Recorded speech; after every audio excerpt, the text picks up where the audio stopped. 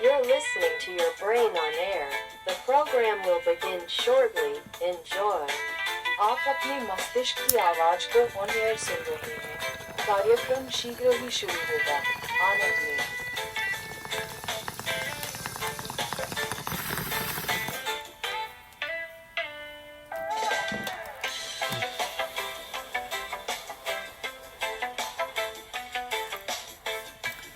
Happy Friday, everybody.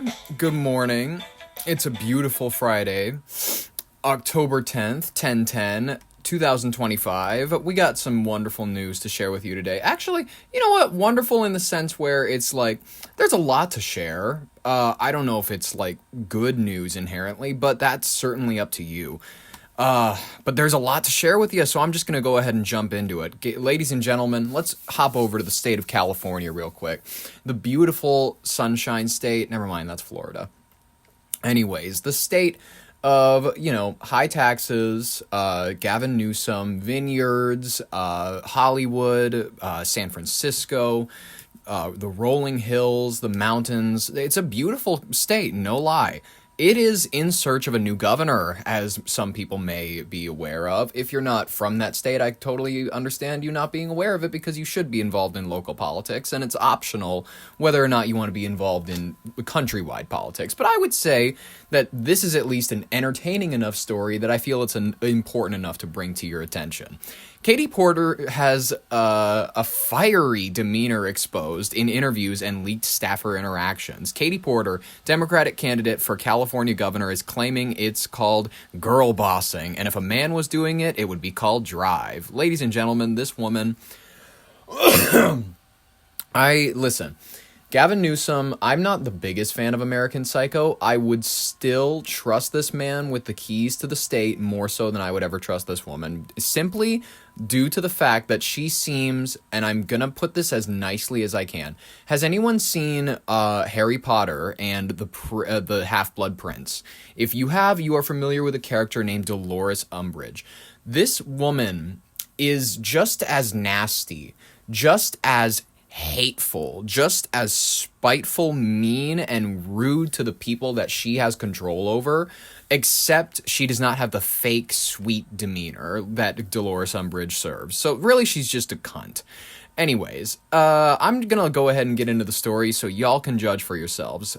Katie Porter, a former United States representative and current California gubernatorial candidate, has recently come under fire after 2 leaked video exchanges showed her losing her temper in professional settings. In one clip from July 2021, Porter can be heard angrily yelling at a staffer who stepped into frame, "Get out of my fucking shot," and later saying, quote, "Stay out of my shot," after the staffer attempted to correct a factual point. Okay. We're going to go ahead and review that video for you, just in case you're curious, later. Another recent video captured her interrupting and threatening to end a CBS Sacramento interview after being pressed with follow-up questions. These episodes have reignited past allegations from former staffers and critics claiming that Porter ran a toxic workplace. Listen, this is not unusual. Listen, if you're a politician and you have a staff, absolutely do it if you can. I will never judge people who will, just don't abuse them. Buy them Dunkin' Donuts now and then. Don't Amy Klobuchar it, where there's, video of you yelling at them on calls. You know what I mean? I love you, Amy. I think that you'd be a decent candidate for president because you're very moderate and whatnot. But you got to work on that temper, girly. And Katie Porter, I'm going to be honest with you, you just seem really, really condescending and bitchy, including accusations of berating employees, using harsh language, or making racially insensitive comments disguised as, quote, humor. Okay, that's actually kind of funny. Her campaign has responded by saying she holds herself and her staff to the highest standards and is working to be more intentional in expressing appreciation. Wow. Okay, so that's That is weird. I'm gonna work real hard on expressing appreciation. That's a weird way to express. I'm gonna work real hard at not throwing ashtrays at my staff's head when they bring me a calzone instead of what I specifically asked for, which was what's it called? I asked for enchiladas rojas, but they said that the place that I order from every time, they said that store down on Santa Monica got closed because it was raided by ICE, and then they got sent back across the border. So now I'm forced to eat this stupid quesadilla, and now I, instead of being satisfied and saying thank you for walking 2 miles in the heat and getting me this, instead of that, I'm gonna pick up this ashtray that I've been flicking these menthol lights into, and I'm gonna chuck it at my staffer's head. That's exactly what Katie Porter does. That's exactly who this woman is. These are all satirical takes. This is a fun comedy show. This is like a very fun to keep you in on the news, but we're going to have some jokes. Anyways, while Porter has been known for her aggressive style, especially in congressional hearings, the lead clips have sharpened criticism of her temperament and leadership approach, raising questions among voters and opponents about how she treats her staff and handles pressure. Let's take a look at this first clip. I want to go ahead and just fill you in as best we can. All right, let's take a look at the first one. Thank you, Politico. So I'm on the Oversight Committee, you might know, and that is where we did a study recently this fall in September, and what it showed is if we don't electrify our transportation sector, that we're going to lose more than 500,000 Californians dying prematurely to air pollution and other problems, and the state could lose. Get out of my fucking shop! That's actually incorrect. It's not that it's electric vehicles, it's that if we don't make a commitment to the Paris Climate Accord. Okay, it does. Okay, you also were in my shop before that. Jesus. Stay out of my shop. That fake I'm going to start niceness. again with electric vehicles saving us money. Perfect. Okay. Ugh. Wow. In the words of our current president, nasty woman. I mean, can you think of anyone else more deserving of that moniker? What a bitch. All right, let's take a look at this next clip here, because I saved two, because I wanted there to be 2 servings so that you guys could really get a feel for this lady and her very I would say attractive demeanor. Let's take a look. We've also asked the other candidates, do you think you need any of those 40% of California voters to win? And you're saying, no, you don't. No, I'm saying I'm going to try to win every vote I can. And what I'm saying to you is that... Her forehead wrinkles. Well, to those voters, okay, so you... I don't want to keep doing this. I'm going to call it. Thank you. Okay, I'm sorry. Also, just a suggestion. Katie Porter, if you're listening, the dresses you're wearing that show off your roly-poly fatty arms, I'm just going to say it. It's not it, girly. I'm gonna play staffer here. We need to do some Botox. Your forehead wrinkles, they're out of control. You look like Brainiac. What is going on? Also, I'm sorry, having a bedazzled Apple Watch strap does not make this whole look come together any nicer. You look like just a slab of the olive green that they give you at Menards when you want to paint your wall. You look disgusting, is my point. Listen, I can help queer eye you. I can help do all of that stuff, but you're going to have to work with me here, because this also, you got to work on the attitude change, because this, you're serving drag queen cuntiness, but also just like old lady nasty face. Anyways, let's continue. You're not going to do the interview with us? Nope, not like this. I'm not. Not with 7 follow-ups to every single question you ask. She very much has these what's it called? These Elizabeth Holmes eyes, like these like very killer kind of like public menace. She would be just like a woman who would sign a bill for public executions in front of Whole Foods if you forgot your reusable bag. This woman wants heads on spikes is my kind of feel. She reminds me of my old boss. She's kind of fat. She's tyrannical. Her leadership style is just micromanagery. She's just like, I don't know how else to put it, but just like she's got a way. I don't know how to put it. Anyways, let's continue. Every other candidate has answered. I don't care. for us. I don't care. I want to have a pleasant, positive conversation, which you ask me about every issue on this list. And if every question you're going to make up a follow-up question, then we're never going to get there. Miss And we're Porter. just going to circle around. Miss I've Porter. never had to do this before, ever. I'm sure she's never had to do this before, because she's like, all of the candidates that we've had interviews with have had no issues with these questions, and quite frankly, they've been much more respectful than you have. You've never had to have end a an conversation interview. with To end the an reporter? interview. Okay, but every other candidate has done this. What part of I'm me? I'm running for governor because I'm a leader. So Leaders should be able to respond, succinctly. They should be able to manage their temper. They should not be these outburst-ridden weirdos that you wouldn't leave alone with your baby. This woman sticks needles in the back of, like, babies' heads. You know that old nursery rhyme about, like, a nurse who, like, what's it called? She killed... Oh, wait, that's not a nursery. That's, like, a real thing. These babies were found with needles in the backs of their skulls. This was literally, like, the one house that The Conjuring was set in. And this woman, I think she's a descendant. She has witch energy. I'm not even lying. I am going to make. So you're not going to answer questions from reporters? Okay, why don't we go through? She's so fed I up. will continue to ask follow-up questions because that's my job as a journalist, but I will go through and ask these, and if you don't want to answer, you don't want to answer. So nearly every legislative... I don't want to have an unhappy experience with you. And I don't Oh my god. Okay, so she's also one of these California... I don't want to have an unhappy experience. Like, she uses the pseudo-therapist talk. And guys, watch out for this. Every single person that uses the pseudo-therapist talk, the like, I'm going to be the bigger person and I'm going to walk away. They're always the weak people. That's when they know they're losing in an argument. Okay, I promise you that. I promise you, anytime that a person wants to play the bigger person or wants to be the adult, it's because they know that they're losing. They're a deeply narcissistic weirdo and they cannot handle your scrutiny. They cannot handle the basic questions. They can't explain themselves. Always press. Anytime that someone is not willing to explain themselves, it's always because they are hiding something deeply unsettling, and it's your job to recover it. It's like to uncover it so that we can really, like, you need to unmask these monsters. These are people that were, this woman is a former United States representative, and by the way, she's not even the worst of them. There are men worse than her.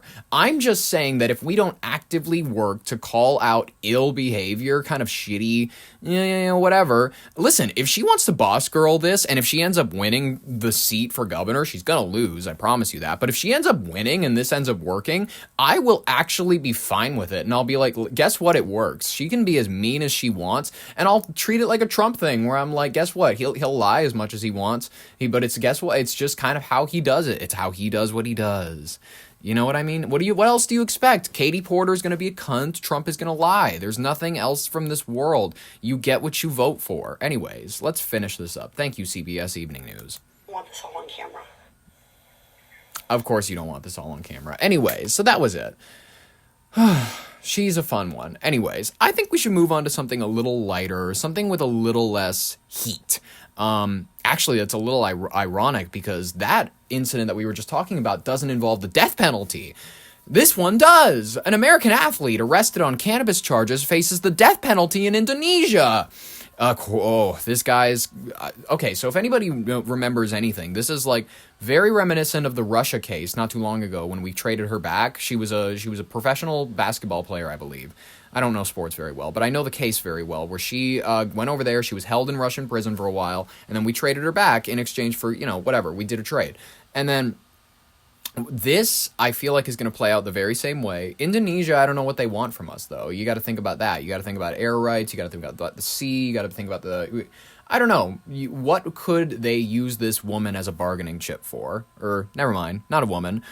Jared Dwayne Shaw, a former American college and professional basketball player, is currently on trial in Indonesia and facing possible life imprisonment or the death penalty after being arrested in May 2025 after allegedly smuggling drugs. Shaw, who played for the Tangerang Hawks, in Indonesia's National Basketball League, was apprehended after authorities intercepted a package from Thailand containing 132 cannabis-infused gummies. You don't need that many. As a person who's like a weed guy, I love, all of that kind of stuff, go high milligram. And then you only need to do, like 5. If you go for the 200 milligram things, that'll last you a trip. I don't know how long this person planned to be in Indonesia, but honestly, also just buy there. It's not hard to find. Like, you go around the country, go on Google Translate, find the word for green, grass, or whatever in their language, and then go ask, you got any? And then they will know. They will know what you're talking about. Anyways, 132 cannabis-infused gummies, reportedly weighing 869 grams. Okay. He claims the edibles were for personal usage to manage his symptoms of his Crohn's disease, a chronic inflammatory condition he's battled for years. But Indonesian police allege that he also intended to share them with his teammates, an assertion that could escalate the charges to trafficking, a capital offense under Indonesia's notoriously harsh narcotics laws. Yeah, in case you guys don't know. Southeast Asia takes drugs laws seriously. The Philippines has the president over there where he has the campaign where he was wishing people a Merry Christmas, even the drug dealers and scum. This will be your last Christmas. That was his message for Christmas. So, listen, those over in those countries, it's not a good idea to be sneaking shit over. Go local. And by the way, even if you're not going to go local, just don't go. What are you doing going to Thailand? You're going there for the culture? No, you're going there for the little boys because the illegal age is so low there. I promise you, if your buddy is telling you, I'm going to Thailand for the food, the culture, and not to visit family, but I'm just like, I'm rich. I'm very, very fascinated by the culture of Thailand. Tell me one thing about the culture of Thailand. Tell me one thing, put it in the comments of this video if you can think of one thing about Thailand. Anyways, this is besides the point. Since the arrest, Shaw has been fired by his team, banned from the league, and held in pretrial detention, with the authorities reportedly examining his phone messages for evidence for wider distribution. His defense hinges on the argument that the gummies were medicinal and not for sale, and that the full weight of the items includes non-psychoactive ingredients, potentially inflating the charges. However, Indonesia does not recognize medical marijuana use and has a history of executing foreign nationals for drug offenses. His case has sparked significant media attention and concern from human rights activists, drawing comparisons to the past international drug trials involving harsh penalties for foreigners, and raising diplomatic concerns about whether the U.S. will intervene on his behalf. The trial is ongoing, and there is no formal verdict that has been announced yet. Ladies and gentlemen, let's go to our clip from Inside Edition so that I can rip this yart real quick. An American basketball player possibly faces the death penalty. He's so tall, by the way, compared to all of them. I have some Vietnamese family and whatnot. They're actually tall compared to me, as in, like, they're, whatever. But, like, Southeast Asia, certain countries, they are very, very tiny. And it's not, like, a thing. I'm not trying to be racist. I'm just mentioning that, you watch this video and every, government official, every person in the background is they look like hobbits next to Gandalf. With him, he's in this orange t-shirt, he's got a mask on. I don't know why, because COVID ended a while ago. He's like the one girl, he's like what's his name, Kamala Harris's daughter, the Emhoff's daughter, where they're trying to bring back mask mandates, and it's like, I don't know that that's the best idea. I think we all move past that. I think they're just scarred. I don't know. Anyways, he's got this nice dreads. I think they're dreads. Correct me if I'm wrong. I don't know. I want to learn more about black hair. Anyways, let's continue. Or a lengthy prison sentence after being arrested in Indonesia on drug charges.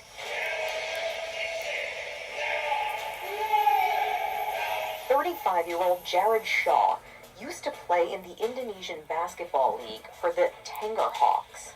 That was until May, when reports say he received a package in the mail from Thailand containing 132 cannabis gummies. Cannabis is decriminalized in Thailand, but not in Indonesia, where some offenders have been sentenced to death by firing squad. In a recent If me and my girlfriend, because we went to Duluth, when Wisconsin has certain rules where they sell just higher shit. Like when you go over the river, when you're in Duluth and you go over to Wisconsin, we all go over to Superior. They have certain restrictions on the vapes and the edibles over there where it's 200 milligrams. Minnesota, they went pussy shit. They put all these restrictions on. You can't sell over 50. State laws are just different, and Wisconsin is selling THCA. They have it, illegal to some degree, but that gives them the ability to be a little looser on certain other bits. I think that if me and my girlfriend went to this country, cooked. Done. Firing squad, we're both dead. It's over. I'm going to tell y'all a really quick story. We went to Duluth this was a very brief celebration. And we bought some of these brownies across the river, across the lake rather, and then it leads into a river, across in Wisconsin. And then we took those brownies. They were 250 milligrams each. It was insane. I wake up in a daze because I don't remember getting back to the hotel. She is convulsing. She's shaking. She's like, oh my God, I like literally cannot stop shaking my legs. We wake up the next morning. I barely remember anything. And then she is still inactive. I have to carry her to the car and carry all of our stuff down to said car. I'm the only functional one. She doesn't remember the entire ride from Duluth all the way back to Fargo, North Dakota. She does not remember a single blink of it. Anyways, I'm just saying that we go hard, and I go high milligram, I do all of this stuff. I can never go to Indonesia. I can never go to these foreign countries. I'm good, by the way, with that. Very fascinatingly, I've never been to any other country. I've been to Montana, North Dakota, South Dakota, Wisconsin, Minnesota, Iowa, Michigan, Illinois, Indiana, Ohio, and Kentucky. That's about it. And Louisiana. And honestly, like when it comes to like transnational experience, I'm very limited when it comes to, I've flown a little bit, but I've never had a layover even in a different country. I never will now because of this gentleman. He is teaching us all a very valuable lesson. Let's continue. Interview with The Guardian, Shaw said he used the cannabis to treat his Crohn's disease, for which there is no cure. He added that he made a, quote, stupid mistake, and being held in detention for the past 5 months has caused him to go to a dark place mentally. After the arrest, Shaw's contract was terminated by the Tanger Hawks, which said in a statement he violated the league's strict no drug use policy in his contract. The team also found him guilty of violating professional ethics and discipline standards. What do you mean? The case is eerily similar to that of Brittany Griner, the American basketball player sentenced to prison in Russia after she was found with vape cartridges in her luggage at an airport. Cartridges. She was returned to... You guys hear that shit? Vape cartridges. She was found with vape cartridges in Russia. In Russia, come on, you know that shit. You can't import that shit there. That shit's just made in China. They don't want that shit there. After she was found with vape cartridges in her luggage at an airport. Everybody knows that the Chinese send that shit over to the Americas to poison us. Why would they send it over to the Russians? They're the allies. They're literally China's ally. Why would they poison them? She was returned to the U.S. in a prisoner swap after 10 months in detention. Oof. A friend has set up a GoFundMe page to help Shaw get legal representation. Well, for Ringside Edition, he's got 19,000 of 24,000. So you know what? You gotta have high hopes for a living. Anyways, okay. I think that was, free Jared. You know what I mean? I'm genuine about this one. Unlike that one tax fraud idiot in Minnesota, not like a couple weeks back. I genuinely mean it. Free this guy. Anyways, let's do the rapid fire section. I'm so excited. So let's rapid fire some of today's major headlines that everybody should know a little bit about. Global markets tumble after President Trump threatened massive new tariffs on China, rattling investors. Well, guys, the market, I don't know if it's the time to jump in. I don't know if it's the time to play, what's it called?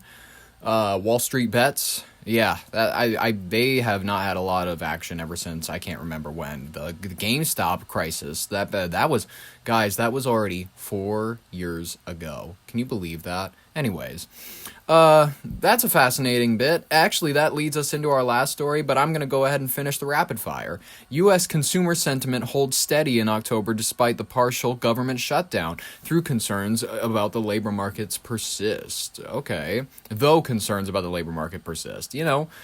That's pretty good. Consumer sentiment's holding pretty steady, as in, like, we're going to the store because we have to eat. Former New York AG Letitia James, indicted by federal grand jury on bank fraud and false statement charges fueling accusations of DOJ politicization. Well, listen, the false statements, if that's the only thing you had on her, similar to the James Comey situation, I would argue, yes, absolutely, it's probably DOJ being politicized by the president. If you got her on bank fraud and, anything relating to, like, financial shit and wiring, anything, sure, prosecutor, I'm fine with that. To call that absolutely DOJ politicization, I don't know. That seems a little bit of a stretch. The United States government shutdown enters its 10th day, straining public services and delaying major data releases. Yeah, guys, data releases in the sense of, like, public records requests, that's going to be very difficult to get now. So until we figure this out, and by the way, what's his name? Speaker of the House, Mike Johnson, is hoping that this holds out until October 20th. He wants to go another 10 more days. Do you guys realize the Congress has been on recess since September 19th? In the sense that they have not been meeting meaningfully to discuss anything. They've been tweeting at each other about how it's Democrats and Republicans' fault. Guys, it's all of their faults. It's every one of them, because they all refuse to do anything. Every single one of them would rather just point fingers. That's what they all do, and that's what they're... Listen, unfortunately, it's what we pay them to do. They're all just going to sit up in their chairs, and they're going to go, well, it's so-and-so's fault. Well, it's the idiots in middle America who elected the Republicans who are just holding back the progress. Well, actually, it's the fault of the Democrats who want to give, like, they want to give access to healthcare to, like, fucking migrants who, like, want to kill your kids, and it's like, well, you know what? How about both of you are a little bit dumb? That's something we could also consider.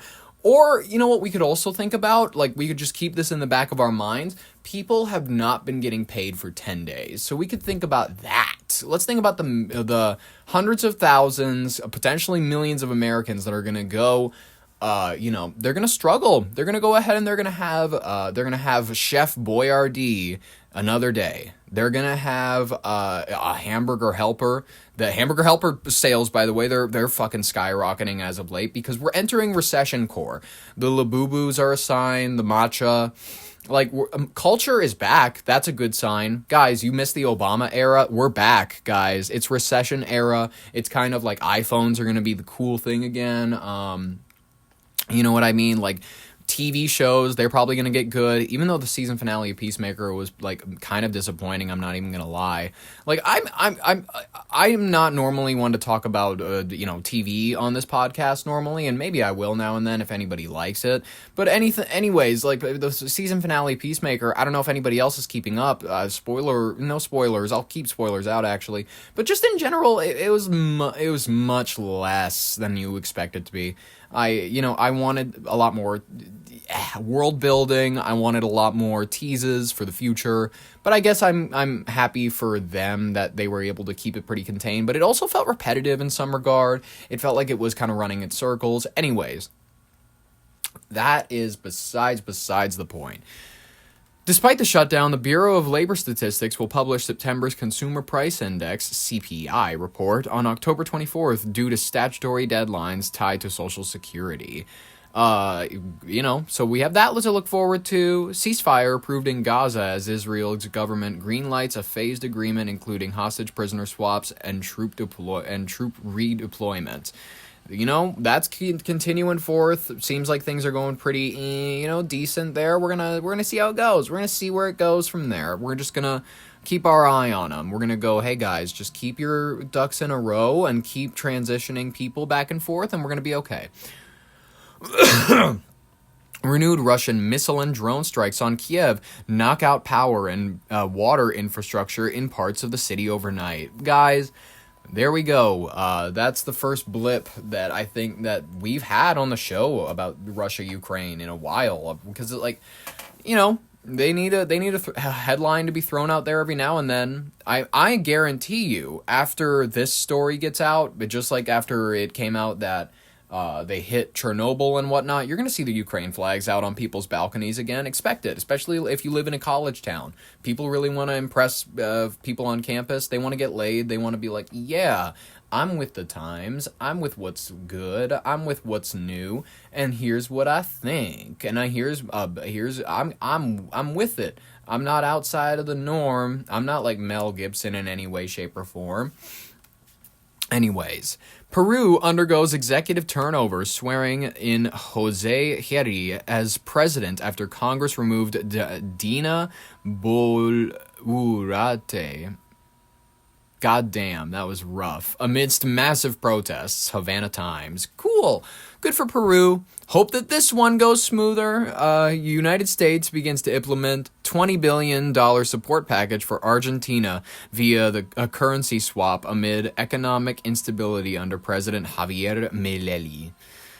You know, that's fine, I guess. You know, where's that $20 billion for the Americans here and the people experiencing hardship? I don't know. Or for our bridges that are collapsing underneath us, or for public buildings that are just disheveled and look like shit nowadays. Where's all that money for everything else that matters on the United States' ground? I don't know. Yeah. Anyways, take Highway 58 again. Tell me that the concrete is starting to show the ground underneath, and just whatever. Another 40 billion here, another 40 billion there. Anyways, China, and this is, by the way, our final story, ladies and gentlemen, our final story. Let's jump into it. China and Trump are having issues as the president threatens to pull out of a planned Xi meeting. This breaks about an hour and a half ago, BBC News. Listen, guys, there's friction, and it centers around rare earth minerals. We're sounding a lot like Lindsey Graham, and critical elements related to technologies that are vital to modern industries, semiconductors, electrical vehicles, defense systems, magnets, etc. China dominates the supply chain in many of these areas, especially the processing and refining stages. Trump has threatened a massive increase in tariffs on Chinese goods in response to Beijing's recent export control measures on rare earth minerals and magnets. Guys, this is interesting. You know what? Lindsey Graham has a point. We can't abandon Ukraine anymore. We need those rare earth minerals because China, if we lose Chinese rare earth minerals and their processing, we gotta get it from somewhere else. Why not the breadbasket of Europe? Now I'm in. Now I'm resold. Yep. Now we need yep. I will sign the check myself to Ukraine now. You know what I mean? Get all of those kids trained. I want them all with AR-15s because we need our rare earth minerals and they need their freedom, I guess. China has responded by tightening export controls. In particular, its Commerce Ministry announced that the certain reports of rare earth materials technologies, mining or refining equipment, and magnet production units will be subject to licensing or restricted view, especially for defense or semiconductor applications. These restrictions are justified by China on the grounds of national security and dual-use technology, that is, goods that could be used by civilian and military or for strategic purposes. This is pretty interesting. We've had a couple flare-ups as of recent, as in I think it was back in not long ago. They exported They exported control of 12 rare earth minerals and added mining and refining equipment licensing rules, especially to foreign users, and that's just they're putting a lot more restrictions on us in response to all of our bullshit tariffs that we've been throwing out there. And listen, am I saying that we need to do nothing and we need to just let China eat our lunch? Absolutely not. I am also saying, though, that tariffs and just going absolutely hot in the economic war that's been developing with China for the last, I'd say 15, no, actually, God, that's probably the time that it's gotten heated, but this has been going back to Nixon when we first opened up major trade routes with China. This is something that's been going on for years and years and years, decades now. So I think that just recently we're getting a hot economic war with China, in the sense where I think that we're going to see a lot of they're going to clamp down on us because, listen, Trump does he is a bull in a china shop. That's always been his style. But China, they are the psycho from Silence of the Lambs. They are the guy standing behind glass in an asylum where you go, oh, I don't know what he's thinking. But they have like 6 people sitting around a round table looking through their eyes like a big screen in a war room, and they're figuring out the major decisions for the party. And that is how China operates. Listen, America will tear itself apart in many other ways. Yes, we unite against foreign threats, but in the sense where we are as good as almost robotically falling into line with what our country is putting out there, we're not nearly as talented as China, purely because we don't exercise nearly as much control over our population as China. Am I saying that we should? Absolutely not. I'm just saying that we can never expect to be nearly as united or behind all of our policies as China. We're too westernized in the sense where there's too many cowboys. There's too many people that would love to live out on a ranch that is not owned by the government, that you're not going to be shot in the back of the head for not producing a certain amount of grain per month. You know what I mean? We'd rather like that. That's the reason that China is able to do all of this shit, is because they are legitimately, everything is top down, government down. Here's your piece. Here's your piece. To each according to his, from each according to his ability, to each according to his need. All of that Marxist bullshit that was like, it's a fun idea. It's a good idea, like socialism, ha ha ha. But in practice, it is nefarious, genuinely terrible outlooks. This is where you get the great, like the cleansing that Mao Zedong practiced. This is where you get mass death, mass famine. Like socialism, it's a beautiful dream, and it can work in people's fantasies, and in maybe heaven. Everybody shares their corn and things like that. But ideally, you're never gonna get that in a world, especially one like this, the one that we've built, of independence, building up yourself, making something of yourself, building something where you are able to support yourself. You're able to build something for, if you want a family, your community around you. You're able to better the world around you. Or you can choose to seclude yourself on an island with warheads and, have slaves. And, that's also what you can do. Like, we're all living in a big GTA server, and we're just going to choose what we're going to choose, and that's what this game called life is. And that's basically, guys, I really can't think of a better place to leave it than that. This has been just like a great day. I hope that you have a wonderful Friday, and I hope that you have a wonderful weekend, because guess what? We will be back at it again Monday here in the studio with you. Please subscribe if you enjoyed it and if you would like to see more, as we upload essentially daily during the weeks. Enjoy the rest of your weekend. This has been your Brain on Air with Ollie Vogt Larson. Thank you all so much for listening. I hope you have a great weekend, and bye-bye.